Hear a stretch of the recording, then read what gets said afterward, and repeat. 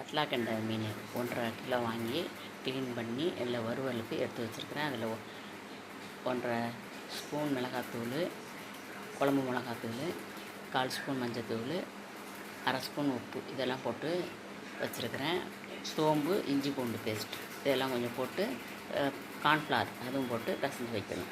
தலையும் வாலும் ஒரு 2 துண்டு போட்டு வச்சுருக்கிறேன் குழம்புக்கு. நெத்திலி மீன் வாங்கி கழுவி வச்சுருக்கிறேன். இதுவும் குழம்புக்கு தான். குழம்பு மட்டும் தான் வைக்க வரேன். மருந்து குழம்பு அது நல்லாயிருக்கும்.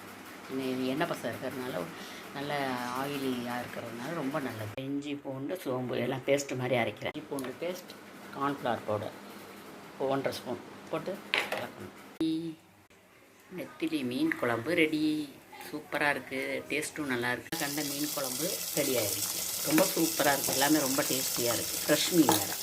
கட்லா கண்ட மீன் வறுவல் ரெடி ஆகிட்டுருக்கு. வெந்துக்கிட்டு இருக்குது. துடுப்புல கட்லா மீன் வறுவல்